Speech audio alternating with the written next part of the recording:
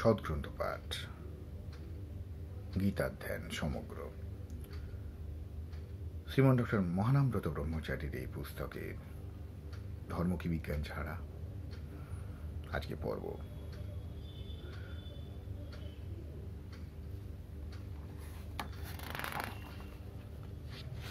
28 পাঠ করছি।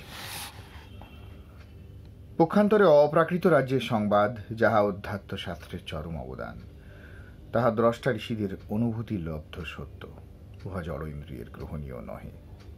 চক্ষু যেমন শোনে না, কান যেমন দেখে না, সেরূপ জড় ইন্দ্রিয়, জড় মন, বুদ্ধি জড়াতীতের কোনো সংবাদ রাখে না।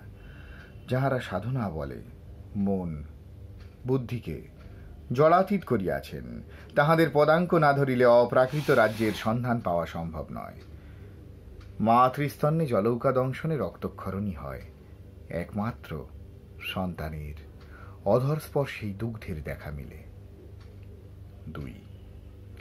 ভোগবাদী বলেন অভিব্যক্তিবাদী সৃষ্টির একমাত্র বৈজ্ঞানিক ব্যাখ্যা। এজন্য স্রষ্টার কোনো প্রয়োজন নাই। জ্বলন্ত অগ্নিকুণ্ড রূপে পৃথিবী সৃষ্টি হইবার পর বহু বৎসর চলিয়া গিয়াছে। ক্রমে পৃথিবী পৃষ্ঠ শীতল হইলে তৃণকুলমলতা ও জীবজন্তু সৃষ্টি।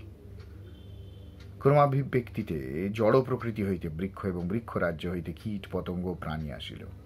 প্রাণীর মেরুদণ্ড ক্রমে উন্নত হইতে হইতে শ্রেষ্ঠতম প্রাণী মানবের উদ্ভব। প্রকৃতির স্বাভাবিক গতিতেই এই ক্রমবিকাশ। প্রকৃতির অতীত কোনো স্রষ্টা পরিকল্পনার কোনো হেতু নাই, স্রষ্টার কারুণ্যের তো কোনো প্রসঙ্গই নাই, এই কথার উত্তর দেওয়া যাইতেছে। সৃষ্টি রহস্য অতীব দুর্জ্ঞেয়।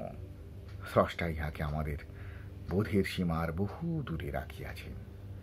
ক্রমাভিব্যক্তি ইহার একমাত্র ব্যাখ্যা, ইহা যুক্তিসহ নহে। সৃষ্টির মধ্যে একটা ক্রম আছে ঠিকই, কিন্তু জড় বস্তু হইতে প্রাণের উদ্ভব কিছুতেই সম্ভব নয়। তাহা হইলে রাসায়নিক দ্রব্য হইতে গাছপালা জীবজন্তু সৃষ্টি করা যাইত। ক্রমাভিব্যক্তির মধ্যে এক একটি বড় বড় ফাঁক আছে। ধাতু দ্রব্য বর্ধিত হয় না, বৃক্ষাদি চলিতে পারে না, কিন্তু প্রাণী চলে। প্রাণী জগৎ অতীতের ইতিহাস রাখে না বা ভবিষ্যতের কল্পনা করে না, মানুষ তাহা করে। এই ব্যবধানগুলি এত বড় যে কোনো ক্রমে সমাধান হয় না। যেটি জড়ে ছিল না সেটি বৃক্ষে আসিল কোথা হইতে, যেটি বৃক্ষ ছিল না সেটি প্রাণীর জগৎ আসিল কি প্রকারে।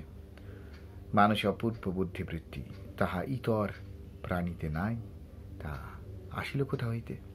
বিজ্ঞানী ইহার উত্তরে বলেন যে ওই নূতন নূতন গুণ আগন্তুক ধর্ম, এমার্জেন্ট ভার্চু।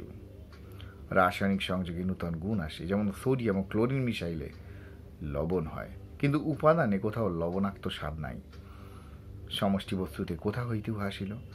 রসায়ন শাস্ত্রে গুণকে ইমার্জেন্ট আখ্যা দেওয়া হইয়াছে।